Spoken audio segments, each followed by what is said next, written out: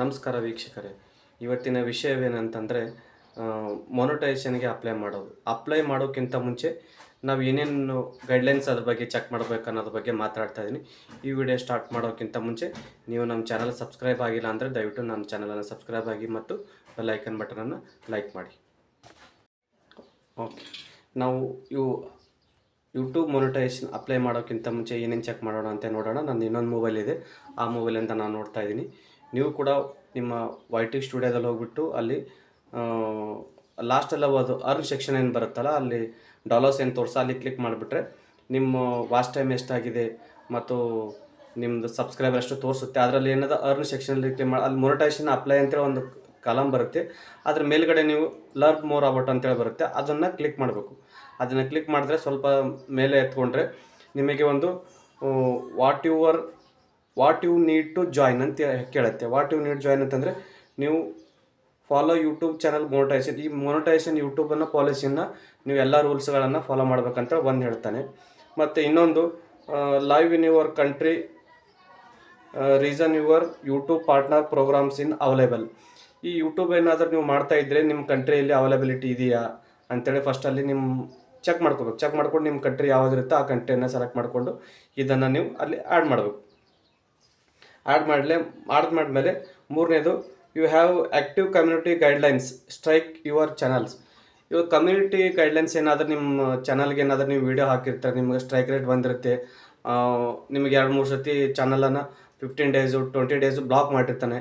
ಈ ಥರ ಬ್ಲಾಕ್ ಮಾಡಿದ್ಮೇಲೆ ಕೂಡ ನೀವು ಮುಂದೆ ಏನಾದರೂ ಅಪ್ಲೈ ಮಾಡಿದ್ರೆ ಕೂಡ ನಿಮ್ಮ ಚಾನಲ್ ಮೊನಿಟೈಸೇಷನ್ ಆಗೋಲ್ಲ. ನಿಮಗೆ ಯಾವುದೇ ರೀತಿಯಾದ ಸ್ಟ್ರೈಕ್ ರೇಟ್ ಬಂದಿಲ್ಲ ಅಂತಂದರೆ ಮೊನಿಟೈಸೇಷನ್ಗೆ ಅಪ್ಲೈ ಆದರೆ ಓಕೆ ಆಗುತ್ತೆ. ನೀವು ಸ್ಟ್ರೈಕ್ ರೇಟ್ ಬಂದರೂ ಕೂಡ ನೀವು ವಾಚ್ ಟೈಮ್ ಕಂಪ್ಲೀಟ್ ಮಾಡಿಕೊಂಡು ನೀವು ಮತ್ತೆ ಅಪ್ಲೈ ಮಾಡಿದ್ರೂ ಕೂಡ ನಿಮಗೆ ಮತ್ತೆ ರಿಜೆಕ್ಟೆಡ್ ಅಂತೇಳಿ ಬರುತ್ತೆ. ಸೊ ಅದನ್ನು ಕೇರ್ಫುಲ್ಲಾಗಿ ಮಾಡಬೇಕು ನೀವು.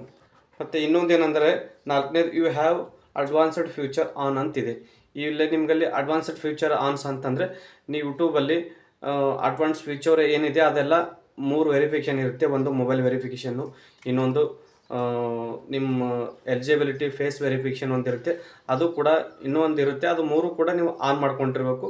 ಅದನ್ನು ಮಾಡಿದ್ಮೇಲೆ ನಿಮ್ಮದೇ ಸ್ಟಾರ್ಟ್ ಆಗುತ್ತೆ. 6ನೇದು you have one active AdSense YouTube account link your channel ಅಂತ ಹೇಳ್ತಾನೆ. ನೀವು ಒಂದು ಆ್ಯಡ್ಸೆನ್ಸ್ ಅಕೌಂಟನ್ನು ನೀವು ಅಪ್ಲೈ ಮಾಡೋಕ್ಕಿಂತ ಮುಂಚೆ ಒಂದು ಗೂಗಲ್ ಅಕೌಂಟನ್ನು, ಇನ್ನೊಂದು ಜಿಮೇಲ್ ಅಕೌಂಟನ್ನು ಮಾಡಿರಬೇಕು. ಅದನ್ನು ಮಾಡಿಕೊಂಡು ಬಿಫೋರ್ ಒಂದು 2-3 ದಿನ ಮೊದಲೇ ಮಾಡ್ಕೊಂಡಿರ್ಬೇಕು. ಆಮೇಲೆ ಅದು ನೀವು ಗೂಗಲ್ ಆ್ಯಡ್ಸೆನ್ಸ್ಗೆ ನೀವು ಅಪ್ಲೈ ಮಾಡಿ. ಮತ್ತು ಇದರ ಬಗ್ಗೆ ನಾನು ಇನ್ನೂ ಒಂದು ಕನ್ನಡದಲ್ಲಿ ಟ್ರಾನ್ಸ್ಲೇಟ್ ಮಾಡಿ ನಿಮಗೆ ಇನ್ನೊಂದು ಹೇಳ್ತೀನಿ. ಇದೇ ರೀತಿಯಾಗಿ ನೀವು ಇನ್ನೂ ಏನೇನು ಚೆಕ್ ಮಾಡಬೇಕಂತಂದ್ರೆ ಅದರಲ್ಲಿ ಇವುಗಳನ್ನು ಯೂಟ್ಯೂಬಿನಲ್ಲಿ ಹಣ ಗಳಿಸಲು ನಿಮಗೆ ಅನುಮತಿ ನೀಡಿದ ಮಾರ್ಗಸೂಚಿಗಳನ್ನು ಸಂಗ್ರಹವಾಗಿ ಮತ್ತು ನೀವು ಯೂಟ್ಯೂಬ್ ಜೊತೆಗೆ ಪಾಲುದಾರ ಒಪ್ಪಂದ ಒಪ್ಪಿಕೊಂಡಾಗ ಅವುಗಳನ್ನು ಅನುಸರಣೆಗೆ ಅವಶ್ಯಕತೆ ಇರುತ್ತದೆ. ಮತ್ತು 2ನೇದು ಪಾಲುದಾರ ಕಾರ್ಯಕ್ರಮ ಲಭ್ಯವಿರುವ ಪ್ರದೇಶದಲ್ಲಿ ಲೈವನ್ನು ಆಯ್ಕೆ ಮಾಡಿ ಅಂತ ಹೇಳ್ತಾನೆ. ನೀವು ಯಾವ ಪ್ರದೇಶದಲ್ಲಿ ಇದ್ದೀರಾ ಅದು ಕೂಡ, ಯಾವ ಕಂಟ್ರಿಯಲ್ಲಿ ಇದ್ದರೂ ಕೂಡ ಅದು ಕೂಡ ನೀವು ಆಯ್ಕೆ ಮಾಡ್ಕೋಬೇಕು. ಇನ್ನು 3ನೇದು ನಿಮ್ಮ ಚಾನಲ್ನಲ್ಲಿ ಯಾವುದೇ ಸಕ್ರಿಯ ಸಮುದಾಯ ಮಾರ್ಗಸೂಚಿಗಳು ಸ್ಟ್ರೈಕ್ ರೇಟ್ ಬಂದಿರಬಾರ್ದು. ಮತ್ತು ನಿಮ್ಮ ಚಾನಲನ್ನು ನೀವು ಮೊನಿಟೈಸೇಷನ್ ಅಪ್ಲೈ ಮಾಡೋಕ್ಕಿಂತ ಮುಂಚೆ ನಿಮಗೆ ಯಾವುದೇ ರೀತಿಯ ಸ್ಟ್ರೈಕ್ ರೇಟ್ ಬಂದಿಲ್ಲ ಅಂದರೆ ನೀವು ಮೊನಿಟೈಸೇಷನ್ಗೆ ಅಪ್ಲೈ ಮಾಡಬೇಕು. ಇನ್ನು 4ನೇದು ನಿಮ್ಮ ಗೂಗಲ್ ಖಾತೆಗಾಗಿ 2 ಹಂತದ ಪರಿಶೀಲನೆಯನ್ನು ಆನ್ ಮಾಡಲಾಗಿದೆ ಎಂದು ಖಚಿತಪಡಿಸಿಕೊಳ್ಳಿ. ಮತ್ತು 5ನೇದು ಯೂಟ್ಯೂಬ್ನಲ್ಲಿ ಸುಧಾರಿತ ವೈಶಿಷ್ಟ್ಯಗಳನ್ನು ಪ್ರವೇಶಗಳನ್ನು ನೀವು ಹೊಂದುತ್ತೀರಿ ಅಂತ ಹೇಳ್ತಾರೆ ಅವರು. ಆಮೇಲೆ 6ನೇದು ನಿಮ್ಮ ಚಾನಲ್ಗೆ ಯೂಟ್ಯೂಬ್ ಖಾತೆದ ಒಂದು ಸಕ್ರಿಯ ಆ್ಯಡ್ಸೆನ್ಸ್ ಲಿಂಕನ್ನು ಮಾಡಿ ಅಥವಾ ಈಗಾಗಲೇ ಒಂದು ಹೊಂದಿಲ್ಲದಿದ್ದರೆ ಯೂಟ್ಯೂಬ್ ಸ್ಟುಡಿಯೋದಲ್ಲಿ ಒಂದು ಹೊಂದಿಸಲು ಸಿದ್ಧರಾಗಿ. ನೀವು ಆ್ಯಡ್ಸೆನ್ಸ್ ಅಕೌಂಟಿಗೆ ಇನ್ನೊಂದು ಏನಾದರೂ ಅಕೌಂಟ್ ಮಾಡಿಲ್ಲ ಅಂದರೆ ಒಂದು ಜಿಮೇಲ್ ಅಕೌಂಟನ್ನು ಇನ್ನೂ ನೀವು ಪರ್ಸ್ನಲ್ ಆಗಿ ಮಾಡ್ಕೋಬೇಕಾಗತ್ತೆ. ಈಗ ಇಷ್ಟು ಚೆಕ್ ಮಾಡಿದ್ಮೇಲೆ ಮತ್ತು ಇನ್ನೂ ಏನು ನೋಡ್ಬೇಕಂತಂದರೆ ನೀವು ಹೇಗೆ ಆಗಬಹುದು ಅಂಥೇಳಿ ನೀವು ಸೇರಬೇಕಾದ ನೀವು ಅರ್ಥ ಮಾಡಿಕೊಂಡು ನಂತರ ನಿಮ್ಮ ಚಾನಲನ್ನು ಶಾರ್ಟ್ ಅಥವಾ ದೀರ್ಘ ಫಾರ್ಮ್ ವಿಡಿಯೋಗಳಿಗಾಗಿ YTT ಆ್ಯಪಿಗೆ ಅರ್ಹತೆ ಪಡೆಯಬಹುದು. ಮತ್ತು ನೀವು ಅರ್ಹರಾಗಿರುವ ನಿಮಗೆ ತಿಳಿಸಬೇಕೆಂದು ನಾವು ಬಯಸಿದ್ದರೆ ಯೂಟ್ಯೂಬಿನ ಸ್ಟುಡಿಯೋದ ಗಳಿಕೆಯಲ್ಲಿ ಪ್ರದೇಶದ ನಾನು ಅರ್ಹನಾದಾಗ ನನಗೆ ಸೂಚಿಸಿದ ಕ್ಲಿಕ್ ಮಾಡಿ ಕೆಳಗಿನ ಅರ್ಹತಾ ಸಮಿತಿಗಳಲ್ಲಿ ಒಂದನ್ನು ನೀವು ಒಮ್ಮೆ ಪೂರೈಸಿದ ನಂತರ ಇಮೇಲನ್ನು ಪಡೆಯುತ್ತೀರಿ. ಅದೆಲ್ಲ ನೀವು ಕಂಪ್ಲೀಟ್ ಆದಮೇಲೆ ನಿಮಗೆ ಒಂದು ಇಮೇಲ್ ಕಳಿಸ್ತಾರೆ ಅವರು.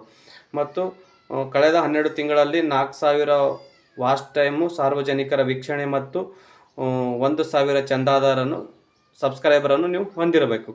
ಅಥವಾ ಕಳೆದ 90 ದಿನಗಳ ಒಳಗಾಗಿ 10 ಮಿಲಿಯನ್ ಮಾನ್ಯ ಸಾರ್ವಜನಿಕ ಕಿರು ವೀಕ್ಷಣೆಗಳನ್ನು ಶಾರ್ಟ್ಸ್ ವೇಸನ್ನು ನೀವು 3 ಮಂತ್ಸ್ ಒಳಗಡೆ 10 ಮಿಲಿಯನ್ ವೇವ್ಸನ್ನು ಕಂಪ್ಲೀಟ್ ಮಾಡ್ಕೋಬೇಕು. ಇನ್ನು ಮತ್ತೆ ಮುಂದೆ ನೋಡಿದಾಗ ನಿಮ್ಮ ಮೊದಲ ಅಪ್ಲಿಕೇಶನ್ ಯಶಸ್ವಿ ಆಗದಿದ್ದರೆ ಚಿಂತಿಸಬೇಡಿ. ನೀವು 21 ದಿನಗಳ ಒಳಗೆ ನಿರ್ಧಾರವನ್ನು ಮೇಲ್ಮನವಿ ಸಲ್ಲಿಸಬಹುದು ಅಥವಾ ಮೂಲ ವಿಷಯವನ್ನು ಅಪ್ಲೋಡ್ ಮಾಡುವುದನ್ನು ಮುಂದುವರಿಸಬಹುದು ಮತ್ತು 30 ದಿನದ ಅವಧಿಯ ನಂತರ ನೀವು ಪುನಃ ಅರ್ಜಿ ಸಲ್ಲಿಸಬಹುದು. ಮತ್ತು ನಿಮಗೆ ಏನಾದರೂ ಚಾನಲ್ ಏನಾದರೂ ಮೊನಿಟೈಸೇಷನ್ ಆಗಿಲ್ಲ ಅಂತಂದರೆ ಅದು ಏನು ಕಾರಣ ಆಗಿದೆ ಅಂತ ಅವರು ಚೆಕ್ ಮಾಡಿಕೊಂಡು ನೀವು ನೋಡ್ಕೋಬೇಕು. ನಿಮ್ಮ ಚೆಕಲ್ಲಿ ಅದರಲ್ಲಿ ಏನಾದರೂ ಫಾಲ್ಟ್ ಇದ್ದರೆ ನೀವು ಮೊನಿಟೈಸೇಷನ್ ಆಗಲ್ಲ. ಅಕಸ್ಮಾತ್ ಏನಾದರೂ ಫಾಲ್ಟ್ ಇಲ್ಲ ಅಂದರೆ 21 ಡೇಸ್ ಒಳಗಡೆ ನೀವು ಮತ್ತೆ ಅಪ್ಲೈ ಮಾಡಬಹುದು, ಮುಂದುವರಿಸಬಹುದು ಮತ್ತು 30 ದಿನಗಳ ಅವಧಿಯ ನಂತರ ಪುನಃ ಅರ್ಜಿ ನೀವು ಸಲ್ಲಿಸಬಹುದು ಸಾಧ್ಯವಾಗುತ್ತದೆ.